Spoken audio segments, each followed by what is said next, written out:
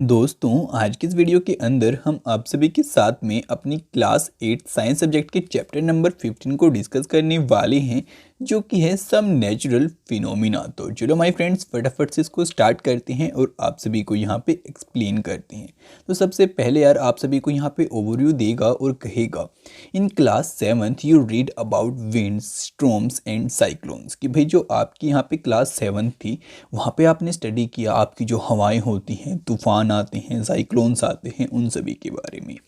You learn that cyclones can cause a lot of damage to the human life and property. और आपने इस बात को भी यहाँ पे स्टडी किया कि जो आपके साइक्लोन्स आते हैं वो यहाँ पे जो ह्यूमन प्रॉपर्टी होती है और जो बहुत सारे इंसानों की लाइफ होती है उसको भी फिनिश कर देते हैं। तो आई मीन कहने की बात ये है कि वो बहुत ज़्यादा डैमेज यहाँ पे नुकसान पहुँचाते हैं। ठीक है, फिर कहते हैं you also learn that we can protect our self from this destructive phenomena to some extent. और हमने इस बात को भी सीखा था कि भाई हम इन सभी से अपने आप को कुछ हद तक बचा भी सकते हैं।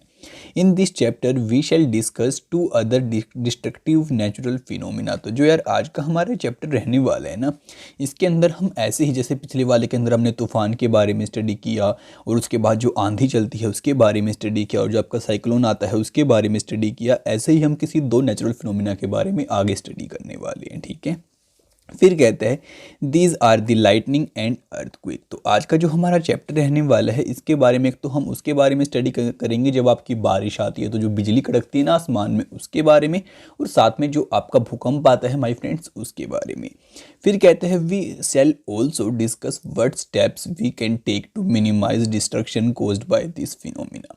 और हम ये भी स्टडी करेंगे कि भाई अगर ऐसा कुछ हो जाता है तो हमें कौन से तरीके यहाँ पे अपनाने चाहिए इन सभी चीज़ों से यहाँ पे बचने के लिए। ठीक है, तो चलो माय फ्रेंड्स हम स्टार्ट करते हैं लाइटनिंग से। तो सबसे पहला टॉपिक ही हमारा लाइटनिंग यहाँ पे निकल के आता है, उसके बाद हम स्टडी करेंगे अर्थक्वेक के बारे में। सो यहाँ पे बोलता है you might have seen sparks on a electric pole when wires became loose. कि भाई आपने देखा होगा कि भाई जब कभी आपकी किसी चीज़ पे जो आपकी वायर्स कनेक्टेड होती हैं, इलेक्ट्रिक वायर्स, वो अगर आपकी थोड़ी लूज़ हो जाती हैं तो वहाँ पे आपको स्पार्किंग देखने को मिल जाती है। ठीक है, और आपकी चिट चिट की ऐसी कुछ साउंड भी आती है अगर आपने सुना हो तो। फिर बताते हैं this phenomena is quite common when wind is blowing and shaking the wires. अब यहाँ पे बताता है आप सभी को कि भाई ये फिनोमिना आपका बहुत कॉमन होता है। मानो आपकी कोई वायर यहाँ पे लूज़ हो रखी है, वो वायर आपकी किसी भी चीज़ की हो सकती है और आपकी वो इलेक्ट्रिक वायर है। मानो आपकी हवा चल रही है तो वो वायर हिलेगी और हिलेगी तो वो आपकी वायर ऑलरेडी लूज़ है, तो वहाँ पे स्पार्किंग आपकी करेगी और वो साउंड भी आएगी। फिर बताते हैं you might also have seen sparks when a plug is loose in its socket. यहाँ पे कहते हैं कि भाई आपने साउंड तब भी सुनी होगी जब आपका कोई प्लग रहता है ना किसी सॉकेट के अंदर, वो भी थोड़ा लूज रह जाता है, तो तब भी आपकी स्पार्किंग की साउंड हमें यहाँ पे सुनाई देती है। फिर बताता है lightning is also an electric spark but on a huge scale. अब यहाँ पे बताते हैं कि भाई जो आपकी लाइटनिंग होती है, आई मीन जो आपकी आसमान के अंदर बिजली कड़कती है, वो भी आपका एक स्पार्किंग सिस्टम ही होता है, लेकिन वो बहुत बड़े स्केल पे होता है। और जो आपके घर पे आपको देखने को मिलता है ये बहुत छोटे स्केल पे होता है। ठीक है, फिर आप सभी को आगे बताता है in ancient times people did not understand the cause of this sparks, they were therefore afraid of lightning and thought that the wrath of gods was visiting them. Now of course we understand that lightning is caused by the accumulation of charge in the cloud. we need not to be afraid, but we have to take precautions to protect ourselves from the deadly sparks। अब my friends यहाँ पे आप सभी को बताता है कि भाई जब आपका बहुत पुराना टाइम था तो वहाँ पे क्या होता था, आप कैसे बादल आते हैं आसमान में आपको पता है, और पुराने टाइम में जब लोग ऐसे होते थे और बारिश आती थी और यहाँ पे आपकी बिजली कड़कती थी बादलों के अंदर से, तो उनको इसके बारे में नहीं पता था कि भाई आपकी स्पार्किंग हो रही है। वो सोच रहे थे पता नहीं आसमान में बिजली आखिर आ कहाँ से रही है। तो वो लोग इससे बहुत डरते थे और सोचते थे कि भगवान उनके ऊपर यहाँ पे कोई क्रोध प्रकट कर रहा है, फिर ऐसा कुछ वहाँ पे कर रहा है। लेकिन आज के टाइम पे हम सभी लोग यहाँ पे जान चुके हैं कि भाई ऐसा कुछ यहाँ पे नहीं होता। जो आपके बादल होते हैं माय फ्रेंड्स, उनके ऊपर आपका चार्ज आ जाता है नेगेटिव या पॉजिटिव, और फिर ये जो चार्ज आते हैं ना आपके, अब मैं ये नहीं बता रहा आपको कि पॉजिटिव आता है नेगेटिव आता है, इसके बारे में हम चैप्टर में आगे डिस्कस करेंगे, लेकिन आपका चार्ज आ जाता है आपके बादल के ऊपर। उसकी वजह से क्या होता है कि भाई आपका जो चार्ज आता है ना बादल के ऊपर माय फ्रेंड्स, उसकी वजह से जो आपकी लाइटनिंग होती है वहाँ पे हमें देखने को मिलती है। और अब हम साइंस की हेल्प से सारी बातें जान चुके हैं, तो यार हमें यहाँ पे डरने की कोई ज़रूरत नहीं है। वो सभी आपकी थोड़ी वैसी बातें हैं, आई मीन स्टीरियोटाइप्स हैं, तो उन पे हमें ज़्यादा बिलीव अब नहीं करना चाहिए। और उसके बाद आप सभी को कहते हैं कि भाई हमें जबकि इस जो ये आसमान में आपकी बिजली कड़कती है, जो आपका चार्ज रहता है, इससे बचने की कोशिश करनी चाहिए, ठीक है। तो चलो माय फ्रेंड्स, अब हमारा नेक्स्ट टॉपिक आता है जो हमें कहते हैं the sparks that the Greeks knew about, कि भाई जो ग्रीक्स लोग हैं वो स्पार्क्स के बारे में यहाँ पे क्या बातें जानते हैं। सो कहते हैं द एंशिएंट ग्रीक्स, कि भाई जो ग्रीक के यहाँ पे बहुत पुराने लोग थे, knew as early as 600 BC that when amber was rubbed with fur it attracted light object such as hair, कि भाई वो लोग इस बात को बहुत पहले ही जान चुके थे कि भाई जब जो कोई एम्बर होता है, जब हम इसको रब कर देते हैं तो वो क्या करते हैं कि जो बाल होते हैं ना हमारे, उनको अपनी तरफ अट्रैक्ट करते हैं। It attract light object such as hair, जैसे कि हमारे बाल हो गए या फिर कोई और लाइट ऑब्जेक्ट यहाँ पे हो गई। और आपने भी देखा होगा माय फ्रेंड्स, जो आपका स्केल होता है, कुछ ऐसी एक्टिविटी को करके जब आप उसको रब कर देते हो यहाँ पे अपने हेयर्स के अंदर, तो वो आपके पेपर्स को अट्रैक्ट करते हैं अपनी तरफ, है ना। ये कुछ एक्टिविटी बच्चे करते हैं, खेलते हैं, मैंने देखा है बहुत बार ऐसा, तो इसलिए मैंने इसको बता दिया। फिर यहाँ पे कहते हैं you might have seen that when you take off woollen or the polyester clothes your hair stand on end. अब यहाँ पे माय फ्रेंड्स आप सभी को ये भी बताते हैं कि भाई जब कभी भी आप वुलन के कपड़े पहनते हो या फिर पॉलिस्टर के कपड़े पहनते हो, तो क्या होता है कि जब आप उनको बाद में निकालते हो ना, तो जो आपके हेयर्स होते हैं बॉडी के ऊपर, वो ऐसे सीधे खड़े हो जाते हैं, ठीक है। तो फिर आप सभी को कहते हैं if you take off these clothes in the dark you even seen a spark and hear a crackling sound. अगर आप एक काम करोगे ना, अंधेरे वाले कमरे में जाके इन कपड़ों को उतारोगे, तो आपको इनके अंदर से यहाँ पे जो आपकी क्रैकलिंग की साउंड होती है वो भी सुनाई देगी माय फ्रेंड्स, चिट चिट की, और साथ में यार जो स्पार्किंग होगी वो भी आप यहाँ पे देख पाएंगे। फिर यहाँ पे बताता है इन 1752, कि भाई जो 1752 का आपका टाइम था, वहाँ पे Benjamin Franklin an American scientist, ये आपका एक अमेरिकन साइंटिस्ट था, showed that lightning and the spark from your clothes are essentially the same phenomena. उसने यहाँ पे इस बात को शो भी कर दिया था और दिखा भी दिया था कि भाई जैसे हमारे कपड़ों के अंदर से आपके चिंगारी आई मीन स्पार्किंग हमें देखने को मिलती है, ऐसा ही कुछ आपका आसमान में भी होता है बादलों के साथ में।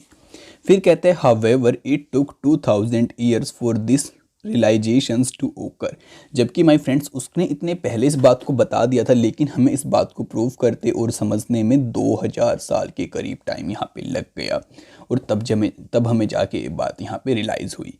फिर कहते हैं I wondered why they took so many years to realise this similarity. अब यहाँ पे आप भी चौंक गए होंगे, और ऐसा ही आश्चर्य मेरे को भी हो रहा है माय फ्रेंड्स कि भाई इतना सारा टाइम कैसे लग गया हमें इस बात को रियलाइज़ करने में। फिर यहाँ पे बताता है scientific discovery are a result of hard work by many people, कि भाई अगर आपकी कोई भी साइंटिफिक डिस्कवरी यहाँ पे हमें देखने को मिलती है ना, तो उसके अंदर बहुत सारे लोगों का वहाँ पे हार्ड वर्क रहता है। It can sometimes take a long time, और इसमें बहुत लंबा टाइम भी बहुत बार लग जाता है। फिर यहाँ पे कहते हैं we shall now study some properties of electric charges. तो यार चलो माय फ्रेंड्स, अब हम क्या करेंगे, कुछ इलेक्ट्रिक चार्जेस की यहाँ पे प्रॉपर्टीज़ को स्टडी करेंगे। We shall also see how they are relate to the lightning in the sky, और हम ये भी जानने की कोशिश करेंगे कि भाई ये कैसे आपकी जो आसमान में बिजली कड़कती है उससे रिलेट करती हैं। Let us perform some activities to understand the nature of the electric charge. तो चलो माय फ्रेंड्स, अब हम कुछ एक्टिविटीज़ को यहाँ पे परफॉर्म करेंगे और उसकी हेल्प से चार्जेस के बारे में स्टडी करेंगे, जानने की कोशिश करेंगे, और फिर हम जो बातें जानेंगे उनकी हेल्प से हम समझेंगे कि भाई जो आपकी आसमान में बिजली कड़कती है वो कैसे कड़कती है, वहाँ पे क्या सीन रहता है। फिर यहाँ पे बताता है but recall First, what you might have played as a game when you rub a plastic scale on your dry hair. This scale can attract very small pieces of paper. देखा my friends, वो paper वाली activity आपको बता रहा है और कह रहा है कि भाई अगर आपके पास कोई स्केल है तो आप उसको अपने हेयर में यहाँ पे रब करो। थोड़ी देर रब करने के बाद में जो आपके पेपर के छोटे छोटे टुकड़े होते हैं ना, उनको वो अपनी तरफ यहाँ पे अट्रैक्ट कर लेता है, ठीक है। तो ऐसा कुछ सीन यहाँ पे रहता है। तो बाकी चलो माय फ्रेंड्स, अब हमारे नेक्स्ट टॉपिक पे आते हैं जो कि आपको बताएगा चार्जिंग बाय रबिंग, ठीक है। कि भाई किसी चीज़ का के अंदर चार्जिंग होना रब करने से। तो इसके लिए हमारे पास गिवन है एक्टिविटी 15.1। सो अब यहाँ पे कहते हैं take a used ball pen refill and rub it vigorously with a piece of polyester. कि भाई आप एक काम करो, कोई भी आपका अगर बॉल पॉइंट पेन आपके पास है उसका आप सिक्का लो जो कि आपका खाली हो चुका है, और फिर उसको आप एक पोलिस्टर के जो आपका कपड़ा रहता है उसकी हेल्प से माय फ्रेंड्स उसको अच्छे से आप रगड़ो। Bring it close to the small piece of paper. और फिर आप एक काम करो, उसको रगड़ने के बाद जो आपके कागज़ के छोटे छोटे टुकड़े होते हैं ना उसके पास उसको लेके जाओ। फिर कहता है take care not touch the rubbed end of the refill with your hand और विद अ मेटालिक ऑब्जेक्ट। और आपको इस बात का भी यहाँ पे ध्यान रखना है कि जब आप उसको पेपर के साइड में लेके जाओ तो आपको जो उसका एंड जो आपने रगड़ा था उसको हाथ से टच नहीं करना है और साथ में ना ही किसी मेटालिक ऑब्जेक्ट से टच करना है। Repeat the activity with small piece of dry leaf husk and the mustard seeds. तो आप इस एक्टिविटी को बाद में जो आपकी मस्टर्ड के बीज होते हैं उनके साथ में भी करके देख सकते हो, जो आपके सूखे पत्ते होते हैं उनके साथ में भी करके देख सकते हो। फिर कहते हैं रिकॉर्ड योर ऑब्जर्वेशंस। तो फिर आपकी जो भी यहाँ पे ऑब्जर्वेशन आती है आप उसको रिकॉर्ड करो और समझो। फिर कहते हैं when a plastic refill is rubbed with polythene it acquire a small electric charge. वो सॉरी माय फ्रेंड्स, यहाँ पे पॉलीथीन था वो पीछे पॉलिस्टर का, चलो कोई बात नहीं। अब यहाँ पे आप सभी को कहते हैं कि भाई जब हमने उस रिफिल को पॉलीथीन के साथ में यहाँ पे रगड़ा तो उसके ऊपर क्या आ गया, यहाँ पे आपका इलेक्ट्रिक चार्ज आ गया। Similarly when a plastic comb is rubbed with dry hairs it acquire a small charge. और ऐसे ही माय फ्रेंड्स जब आपका जो प्लास्टिक का कंघा रहता है उसके साथ जब हम अपने सूखे बालों में मतलब उसको चलाते हैं तो उसके ऊपर कुछ चार्ज आ जाता है। These objects are called charged objects. और इन ऑब्जेक्ट्स को हम यहाँ पे क्या बोलते हैं, चार्ज ऑब्जेक्ट्स। ठीक है। फिर कहते हैं in the process of charging the refill and the plastic comb polythene and hair also get charge. कि भाई इस प्रोसेस में हुआ क्या कि भाई जब हमने दूसरी चीज़ को उसके ऊपर रब किया तो आपके जो हेयर थे उनके ऊपर तो चार्ज आया ही, साथ में आपका जो कंघा था उसके ऊपर भी आया, जो आपका पॉलीथीन था उसके ऊपर भी चार्ज आया, और माय फ्रेंड्स जो आपका रिफिल था उसके ऊपर भी चार्ज आया। फिर कहते हैं let's try to charge some other objects that are familiar to you. तो चलो माय फ्रेंड्स कुछ और ऑब्जेक्ट्स को हम यहाँ पे चार्ज करने की कोशिश करते हैं, और इसके लिए हमारे पास गिवन है एक्टिविटी 15.2। तो यहाँ पे कहते हैं collect the objects and the materials listed in table 15.1। कि जो मटेरियल्स आपको यहाँ पे गिवन है आप उनको कलेक्ट करने की यहाँ पे कोशिश करो। Try to charge each by rubbing with the materials mentioned in the table. Record your finding. You can add more items in the table. तो माय फ्रेंड्स जो कुछ आपको यहाँ पे आइटम्स दे रखे हैं आपकी बुक के अंदर, आप उनको इन मटेरियल्स की हेल्प से यहाँ पे क्या करो, चार्ज करने की कोशिश करो, और फिर देखो कि आपके यहाँ पे क्या रिजल्ट निकल के आता है। ठीक है। और बाकी माय फ्रेंड्स आप खुद से भी कुछ ऑब्जेक्ट्स को यहाँ पे ऐड कर सकते हैं अपने जो आपके खाली यहाँ पे ब्रैकेट्स दे रखे हैं। तो आपकी बुक के अंदर मे बी ये टेबल यहाँ पे गिवन होगी, बाकी आप इसको यहाँ से भी स्टडी कर सकते हो। तो यार अब हमारे पास नेक्स्ट टॉपिक आता है types of charges and there interaction. कि भाई जो आपसे किस किस टाइप के यहाँ पे चार्ज रहते हैं और उनकी कैसी यहाँ पे इंटरेक्शन रहती है एक दूसरे के साथ में। सो कहते हैं we will select some objects from table 15.1 for the next activity. तो हम जो ये आगे आने वाली एक्टिविटी है इसको करने के लिए कुछ ऑब्जेक्ट्स को ले रहे हैं, और ये ऑब्जेक्ट्स हमने अपनी इस पीछे वाली टेबल से लिए हैं, ये वाली टेबल से। ठीक है। तो यहाँ पे माय फ्रेंड्स कहते हैं ए के अंदर inflate two balloons hang them in such a way that they do not touch each other. कि भाई आप दो बलून्स को फुलाओ और उनको इतनी गैप पे टांगो कि वो दोनों एक दूसरे को यहाँ पे टच ना करें। ठीक है। उसके बाद कहते हैं रब both the balloons with the woollen cloth and release them what do you observe. उसके बाद कहते हैं कि आप एक काम करो, ये जो दोनों आपके गुब्बारे हैं ना इनको आप अच्छे से रब करो, मतलब कि आपका जो वुलन का कपड़ा होता है उसके साथ में रब करो, और फिर देखो कि यहाँ पे क्या सीन आपको देखने को मिलता है। उसके बाद आप सभी को कहता है now let us repeat this activity with the used pen refills. और फिर आप इसी एक्टिविटी को अपने जो आपकी यूज्ड पेन की रिफिल्स होती हैं उनके साथ में करके देखो। Rub one refills with the polythene, place it carefully in a glass tumbler using a tumbler as a stand, rub the other refills also with polythene. अब यहाँ पे कहते हैं कि आप किसी एक सिक्के को यहाँ पे रब करो, उसको टम्बलर के अंदर रख दो, फिर ऐसे ही बाकियों को भी रब करो और टम्बलर के अंदर रख दो, आई मीन आपके ग्लास के अंदर रख दो। Bring it close to the charge refill. Be careful not to touch the charge end of your hand. और आपको एक बात का भी यहाँ पे ध्यान रखना है कि भाई जिस एंड को आप यहाँ पे चार्ज करो उसको आपको बिल्कुल भी टच नहीं करना है। फिर यहाँ पे कहते हैं is there any effect on the refill in the tumbler. तो माय फ्रेंड्स क्या आपको यहाँ पे कोई इफेक्ट्स देखने को मिलेगा आपके रिफिल्स के ऊपर टम्बलर में या फिर नहीं मिलेगा।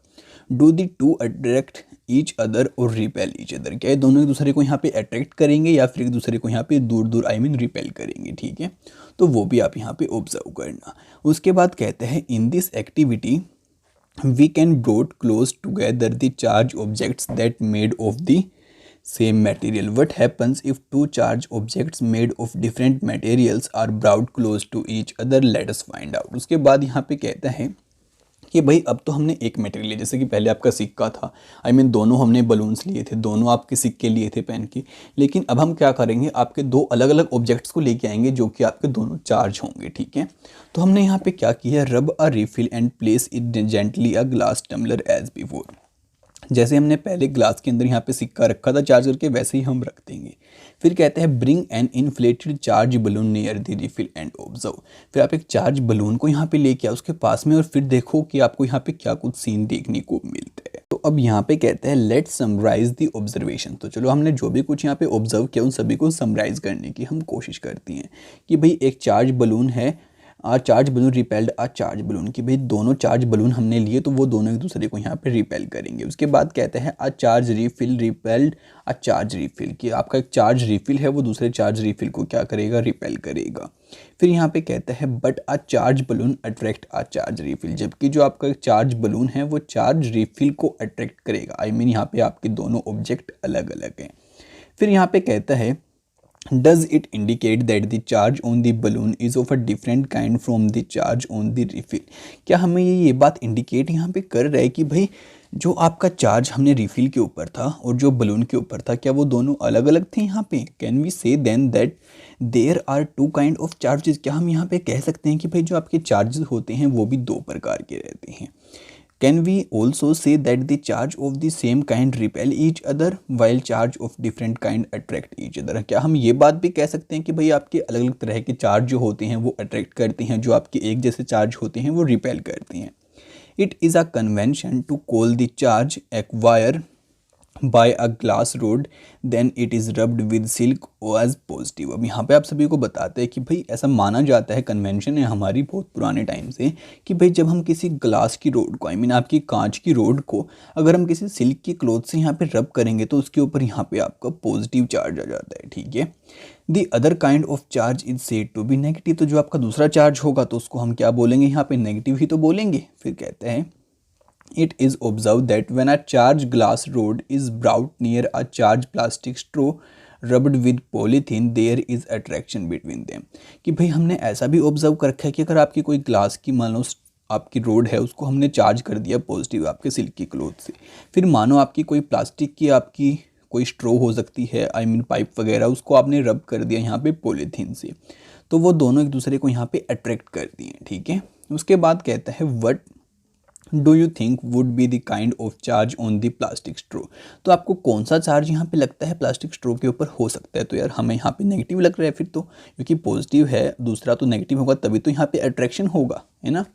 फिर कहते हैं your guess that the plastic straw would carry a negative charge is correct. देखा, अगर आपने यहाँ पे गैस किया है कि उसके ऊपर नेगेटिव चार्ज होगा तो आपने बिल्कुल सही गैस किया है। फिर कहते हैं when electrical charges generated by the rubbing are static they do not move by themselves. अब यहाँ पे कहते हैं कि भाई अगर जो आपका इलेक्ट्रिक चार्ज होगा किसी रबिंग करने के बाद किसी बॉडी के ऊपर वो स्टैटिक होगा तो वो अपने आप से यहाँ पे मूवमेंट नहीं करेगा। When charge move they constitute an electric current. अब यहाँ पे कहते हैं कि भाई आपको ये पता है कि अगर आपका चार्ज है वो कोई मूवमेंट नहीं करेगा तो कुछ नहीं होगा, अगर वो चार्ज मूवमेंट करेगा तो क्या होगा, आपका इलेक्ट्रिक करंट प्रोड्यूस होगा, ठीक है। You have been reading about electric current since the class 6। तो आप इलेक्ट्रिक करंट के बारे में अपने 6 क्लास से ही यहाँ पे स्टडी करते आ रहे हैं, तो आपको पहले से ही कुछ प्रॉपर्टीज़ का यहाँ पे पता होगा। और कहते हैं the current in a circuit which make a bulb glow और the current that make a wire hot is nothing but a motion of charge. कि भाई आपका कुछ भी यहाँ पे चीज़ होती है, जो आपका बल्ब होता है सर्किट के अंदर वो ग्लो करता है, और जो माय फ्रेंड्स आपकी तार हो जाती है वो गर्म हो जाती है, ठीक है। हमने सारी बातें स्टडी कर रखी हैं पीछे वाली क्लासेस के अंदर। तो वो सभी किस लिए होता है, आपके इलेक्ट्रिक करंट की वजह से होता है। जो करंट होता है वो कब प्रोड्यूस होता है, जब आपका चार्ज क्या करता है माय फ्रेंड्स, मूवमेंट करता है, एक जगह से दूसरी जगह पे जाता है, ठीक है। और यहाँ पे बेसिकली आपका क्या हो रहा है, पॉजिटिव और नेगेटिव एक दूसरे को अट्रैक्ट कर रहे हैं, तो आपका चार्ज क्या कर रहा है, मूवमेंट कर रहा है। अगर मूवमेंट करेगा तो यहाँ पे क्या आएगा, इलेक्ट्रिसिटी प्रोड्यूस होगी। अब आपको मे भी कुछ बातें यहाँ पे क्लियर होना स्टार्ट हो चुकी हैं। तो चलो माय फ्रेंड्स, अब हमारा नेक्स्ट टॉपिक निकल के आता है जो कि कहता है ट्रांसफ़र ऑफ चार्ज, कि भाई जो आपका चार्ज है वो कैसे ट्रांसफ़र यहाँ पे हो जाता है। फिर कहते हैं टेक एन एम्प्टी जैम बोतल, कि भाई जो आपके जैम की बोतल आती है ना उसको आप खाली कर लो बिल्कुल, या खाली है तो वो उठा लो, आपके घर पे कोई रखी है तो। फिर कहते हैं take a piece of cardboard slightly bigger in size than the mouth of the बोतल। फिर आप एक कार्डबोर्ड का इतना मतलब कि बड़ा पीस लो जिसका साइज उसके जो माउथ होता है ना बोतल का उससे थोड़ा सा बड़ा हो। आई मीन आपकी बोतल ये है मानो तो इससे इतना बड़ा हो, ठीक है। फिर कहते हैं pierce a hole in it so that a metal paper clip can be inserted. उसके बीच में आप एक होल कर दो जिससे कि आपकी जो मेटल की क्लिप होगी मेटल पेपर की वो उसके अंदर जा पाए। फिर कहता है open out the paper clip as shown in the figure, cut two strips of the aluminium foil about that centimeter each, hang them on the paper clip as shown, insert the paper clip in the cardboard lid so that it perpendicular to the it, charge a refill and touch it with the ends of the paper clip, observe what happens, is there any effect on the foil strips, do they repel each other or attract each other, now touch other end, other charge bodies with the end of the paper clip, do foil strips behave in a same way in all cases, can this apparatus be used to detect whether body is charged or not, can you explain why the foil strips repel each other. My friends, यहाँ पे आप सभी को क्या कहते हैं कि भाई आप ऐसे जैम की बोतल लो, उसके ऊपर ऐसे कार्डबोर्ड लगा दो। जो इस एक्टिविटी में कह रहा है मैं एक बार उसको फटाफट समझा देता हूँ, ठीक है। फिर ऐसे आपकी दो क्लिप्स को आप यहाँ पे लेके आओ और उनको एक ऐसे यहाँ पे वायर से जोड़ दो, ठीक। अब देखो यार, ये तो हो गई आपकी एल्यूमिनियम की जो फॉइल थी और ये हो गई आपकी पेपर क्लिप्स। फिर आपको क्या करना है माय फ्रेंड्स, जो भी आपने यहाँ पे सिक्का लिया उसको चार्ज किया या फिर किसी रोड को चार्ज किया तो अब इसके पास लेके आओ और फिर देखो कि ये आपकी रिपेल करती हैं या फिर अट्रैक्शन शो करती हैं। तो यार क्या आप इससे एक बात और कह सकते हैं कि भाई ये जो डिवाइस है हम इसका यूज़ कर सकते हैं किसी चीज़ का पता लगाने के लिए कि भाई इसके ऊपर कौन सा चार्ज है या फिर इसके ऊपर चार्ज है भी कि नहीं है, ठीक है। तो ये आप एक डिवाइस की तरह भी यहाँ पे वर्क कर सकता है। फिर कहते हैं the aluminium foil strips receive the same charge from the charge refill through the paper clip. That means that metals are good conductor of electricity. The strips carrying similar charge repel each other and they became wide open. अब यहाँ पे कहते हैं कि भाई अगर आपका सिक्का वहाँ पे चार्ज होगा तो जो आपकी पेपर क्लिप है वो इलेक्ट्रिसिटी को रिसीव कर लेगी। रिसीव करने के बाद अगर आपका सेम चार्ज दोनों आपकी जो फॉइल हैं वो अलग अलग यहाँ पे चली जाएंगी। Such a device can be used to test whether an object is carrying charge or not. तो हम इस तरह का जो डिवाइस आपका रहता है उसका यूज़ हम कर सकते हैं ये चीज़ का पता लगाने के लिए कि भाई इसके ऊपर चार्ज है भी कि नहीं है। This device is known as electroscope, और इस डिवाइस को हम यहाँ पे क्या बोलते हैं, इलेक्ट्रोस्कोप बोलते हैं। फिर कहते हैं thus we find that electrical charge can be transferred from a charged object to the another through a metal conductor. कि भाई यहाँ से हमने एक बात का पता और लग गया कि जो आपका इलेक्ट्रिक चार्ज होता है वो एक ऑब्जेक्ट से दूसरे ऑब्जेक्ट पे ट्रांसफ़र हो सकता है किसी मेटल के कंडक्टर की हेल्प से। फिर कहता है touch the end of the paper clip gently with the hand and you will find a charge in the foil strip.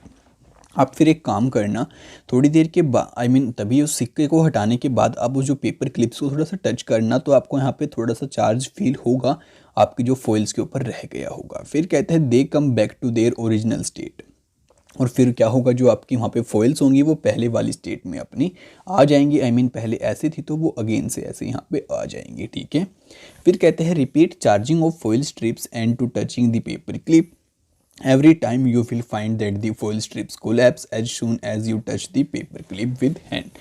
और यहाँ पे बता रहा है कि जब आप इस एक्टिविटी को अलग अलग चीज़ों के साथ में यहाँ पे करके देखोगे फिर आप उसको अगेन से टच कर दोगे तो वो आपकी अगेन से यहाँ पे बार बार पहले वाली कंडीशन में आ जाएंगी।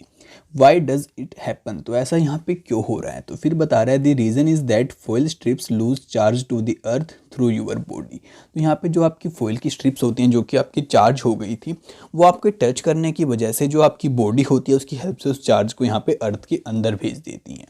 We say that the foil strips are discharge, तो हम कह सकते हैं कि जो आपकी फॉइल स्ट्रिप्स हैं आपके छूने से डिस्चार्ज हो जाती हैं।